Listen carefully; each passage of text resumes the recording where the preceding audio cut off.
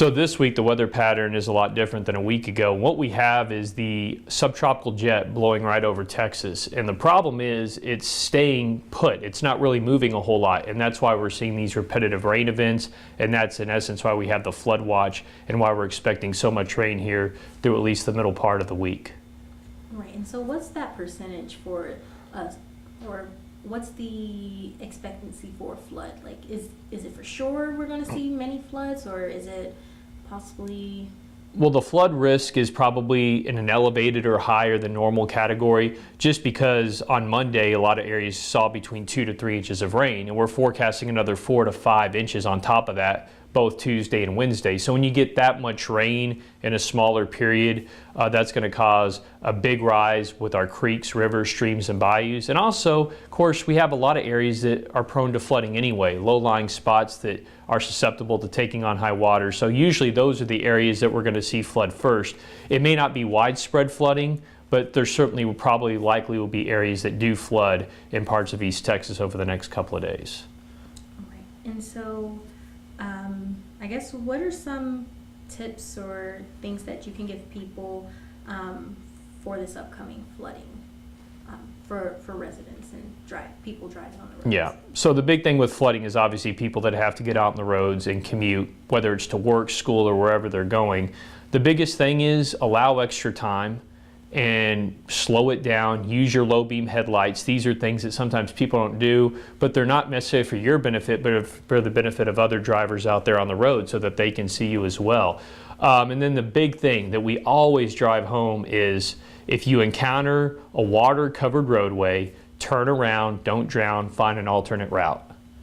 That is crucial. A lot of people, though, will not necessarily do that. And the reason why is because in the past, they may have driven through that spot, you know, on that county road or wherever it is that they've driven through and gotten through there successfully.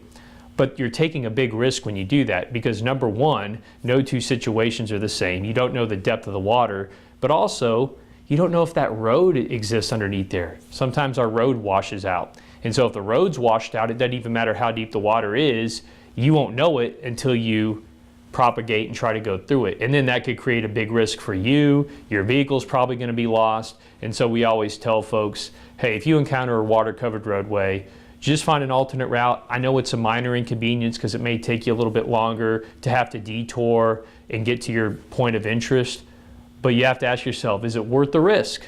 Because you're risking your life, you're risking losing your vehicle. I don't think I would do that. But that's the big key we try to stress. The main thing is you don't know if the roadway is underneath the water because some of these roads wash out over time. But there's no way of knowing unless you actually attempt to go through there. So the best thing you can do is find the alternate routes. And in most cases, if county officials and police departments and so forth know about road conditions, they'll put barricades up so you won't go through there.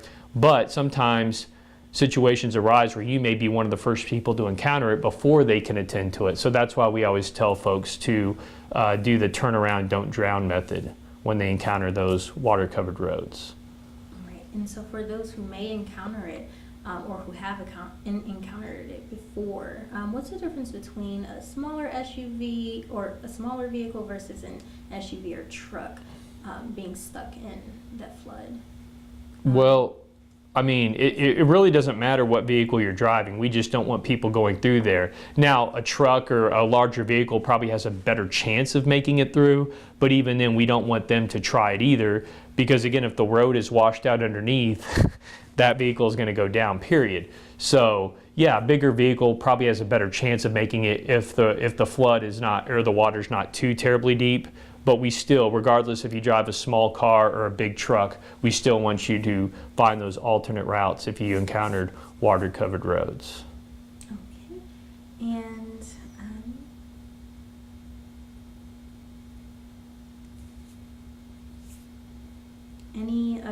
do you have any historical data on the flooding in this region, or? No, I mean, I will say, you know, flooding is the second related weather killer among all weather events. A lot of people don't realize how powerful water really is. You know, think about it. We consume water on a daily basis. It's a natural, very important resource. We bathe in it, we drink it, we use it for various daily needs. So there's no reason to be afraid of water, but water weighs a lot. And when it's moving, it's very powerful, it's very forceful. The best example I can give is if you take a cubic foot of a dimension of water and fill it with water. Let me start over when I say, yeah, I want to make sure I wrote this right. Cubic foot. Yeah, okay. So to tell you how powerful water is, if you take a cubic foot of water, which is just a ruler, right, 12 inches, length, width, and height, fill it up with water. You know that weighs 62 pounds? And that's not a very big volume that you're talking about. If you've ever had a fish tank, nobody can pick up a fish tank on its own, especially the big ones. So imagine when you're dealing with water, roads, bigger surface areas, that's how powerful water is. And I think a lot of people underestimate how powerful it is. And that's why it can sweep cars off the roads and it can pick things up and just move them along and you have no traction.